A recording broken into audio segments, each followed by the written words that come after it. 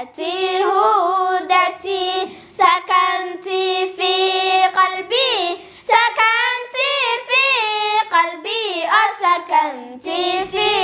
قلبي. بسم الله الرحمن الرحيم. الحمد لله الذي أنزل القرآن نورا وهدى وجعله شفاء للصدور وربيعا للقلوب، والصلاة والسلام على من أرسل رحمة للعالمين محمد صلى الله عليه وسلم وعلى آله وصحبه أجمعين. أما بعد، أيها الحضور الكرام، السلام عليكم ورحمة الله وبركاته. سلام كعرف الروض سافحة الندى يزف إلى أهل المكارم والندى، ولا زال مقام المؤذن للندى. حياكم الله وبياكم وأبقاكم عوام الرفع لهذه الأمة وأحياكم وحيا الحياة منكم. وجوها إذا انجلت تعيد ضياء الصبح والليل عاكروا، وجوها تجلت في سماوات رفعة كواكبها أخلاقكم والماثر. مرحبا بكم جميعا في هذا اليوم المبارك في حفل تخرجنا من مركز الهدى للتعليم. هذا المركز المبارك الذي حمل راية العلم وسعى في خدمة طلابه حتى وصلوا إلى هذه اللحظة الطيبة. نرحب بكم جميعا أجمل الترحيب. نخص بالترحيب الآباء والأمهات أصحاب الفضل بعد الله من دعمونا وشجعونا وكانوا عونا لنا في كل مراحلنا. كما نرحب بالضيوف الكرام من علماء ورؤساء وأساتذة ومربين ومن أحب أن يشاركنا فرحة هذا اليوم، فلكم منا كل الشكر والتقدير. فأهلا وسهلا بكم في يوم الحصاد والفرح، يوم نودع مرحلة ونستقبل أخرى بكل أمل وثقة. أيها الأحبة، عليكم يا أحبتنا السلام، وأتحفكم برحمته السلام، وبواكم مساكن طيبات. سلام تحية من تبوأها السلام. سلام الله يغشاكم مع الرضوان ما مسلم تهامة. سلام لفظه كعسل المصفى ومعناه كأرواح الغزامة. سلام يعود به العائدون ويبقى صداه بريع الحجون. فالسلام عليكم ورحمة الله وبركاته. أهلا بني طه ونون والضحى وبني تبارك والكتاب المحكم. أهلا وسهلا مركزنا ينادي مرحبا بكل الضيوف. أهلا ومليون أهلي. نسأل الله أن يجعل هذا الجمع المبارك بداية لطريق عامر بالطاعات وخاتمة مشرقة بالرضوان والجنات. في ختام الحفل نرفع بالدعاء شكرنا لله ما حل الضياء. مركز الهدى أضاء دربنا علم العلم وأعلى الرتبة. يا حضور الخير شكرا دائما أنتم في القلب أغلى الأمناء. والضيوف الكرام يا مرحبا جئتم بالبشر طيب اللقاء. قد ختمنا الحفل لكن في الرؤى يبقى هذا المجد فينا والرجاء. الحمد لله العلي الأرفق وجميع الأشياء والمفرق ذي النعم الوسيعة الغزيرة والحكم البهيرة الكثيرة. ثم الصلاة مع سلام دائم على الرسول القرشي ختم وآله وصحبه الأبرار الحائز مراتب الفخار. اعلموا ديت أن أفضل المنان علم يزيل شك عنك والدرن ويكشف الحق لذي القلوب ويسير العبد إلى المطلوب. فاحرص على فمك للقواعد جامعة المسائل الشوارد فترتقي في العلم خير مرتقى وتقتفي السبل الذي قد وفق. وهذه قواعد نظمتها من كتب العلم قد حصلتها جزاهم المولى عظيم الأجر والعفو مع غفرانه والبر. تمسك بحبل الله واتبع الهدى ولا تك بدعيا لعلك تفلح. ودم بكتاب الله والسنن التي أتت عن رسول الله تنجو وتربع. وقل غير مخلوق كلام مليكنا بذلك دان الأتقياء وأفصحوا. ولا تك في القرآن بالوقف قائلا كما قال أتباع لجهم وأسجحوا. ولا تقل القرآن خلقا قراءته فإن كلام الله باللفظ يوضح. ناجحون ناجحون إننا لناجحون اسمعوا يا حاضرون إننا لناجحون. ناجحون ناجحون إننا لناجحون اسمعوا يا حاضرون نحن ناجحون مدبدا بان هردنا عينو نفتدي بينه مدبدا بان هردنا عينو نفتدي بينه من تعلن حركي نتيجة سجيني ناجحون إننا لناجحون رياضي أن بلينا نور مودي رياضي أن بلينا نور مودي نلقي باينوي في نور كبا وظاهرني ناجحون إننا لناجحون إننا لناجحون اسمعوا يا حاضرون إننا لناجحون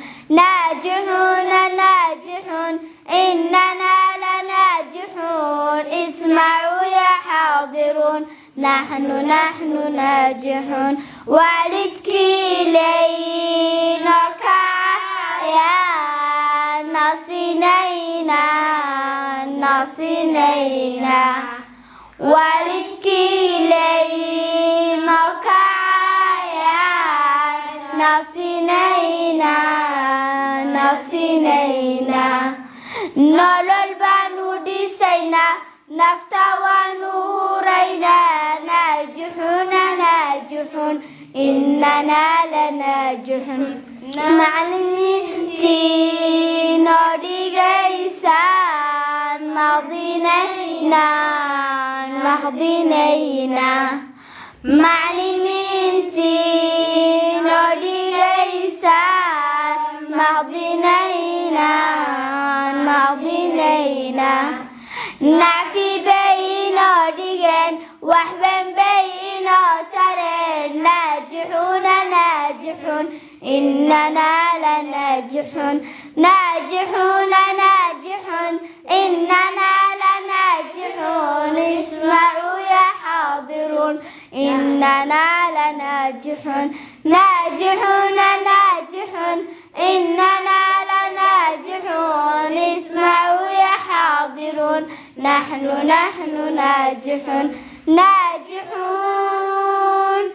ناجحون إننا لناجحون رسولنا المعظم الظاهر المكرم أوصافه عظيمة أفضاله جسيمة ووصفه الممجد تحكيه معبد تغمر الباء وظاهر الوضاء وشكله وسيم ووجهه قصيم فالوجه يعلو بلغ عيناه فيما دعا حاجب طويل مقوص جميل في الطول كان ربعة ولم تشنه سلعة بل شعره كثير ولخنه غزير أشفاره طوال في ضيها جمال ولم تعبه سجلة ولم تصبه صالة وكان صادع العنق كأنه نجم برق وكان حلو المنطق تحبه إن ينطق لقوله استماع وأمره مضاع تهابه إن أقبله وصوت كان أصحى لعابس مفند نعم النبي أحمد صلى الإله ربنا عليه معضل دنا رسولنا المعظم الظاهر المكرم هو الواجبين على العبيد معرفة الرحمن في التوحيد إذ هو من كل الأوامر أعظم وهو نوعانين ألم يفهموا إثبات ذات الرب جل وعلا أسمائه الحسنى صفاته العلى وأنه الرب جليل أكبر الخالق البريء والمصور بر البراء منشئ الخلائق معبده بلا مثال سابق الأول مبدي بلا اتباع والآخر باقي بلا انتهاء الأحد الفرد القدير الأزلي الصمد البر المهيمن علي علو قهر وعلو شان جل عن الأضداد والأعوان كذا له العلو والفوقية على عباده بلا كيفية ومع ذا مضالع إليهم بعلم مهيمن عليهم وذكره للقرب والمعية ينفي العلو والفوقية فإنه العلي في ذنوه هو القريب جل في علوه حي وقيوم فلا ينام وجل أن يشبيهه الأنام لا تبلغ الهوى بكنوذته ولا يكيف حج صفته بق فلا يفنى ولا يبيد ولا يكون غير ما يريد منفرد بالخلق والإرادة وحكم جلا بما أراد ومن يشاء فوقه بفضله ومن يشاء ضاله بعدله فمنهم الشقي والسعيد وذا مقرب وذا ضريد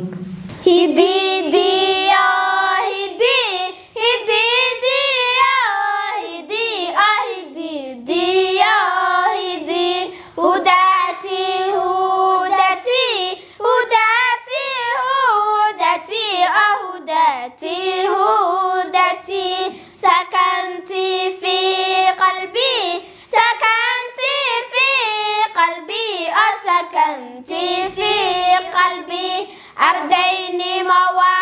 أخلاق أسلوب إيا وحشود هقان سيا وأديع أتكي سيا وأسمر دقي سيا وإسمقل وأخرستيا وددال كراميا وأمان كراميا وأمان هدي لغا هلو انتا دمانكو استيسان تهي هو الأفلح بيدشا هو الأفلح بيدشا هدي ديو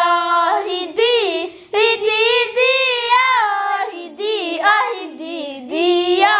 هدي أما ويو علميكو هدي أهلو غاديكو أقبال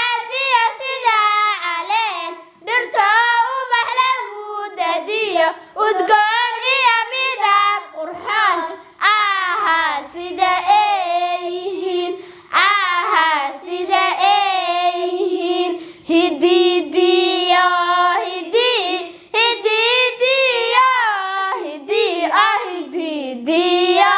hidii waqtiga ina soo mare inta ina dhaafaya mabataage ogow waxaan taa oga socdaa hoy hoy hays ilaabine dadaal la imaada oo asaagin dhaafa oo u orda sida aarka dhaca xifdiya oogana u kaca adduunyada kaalingala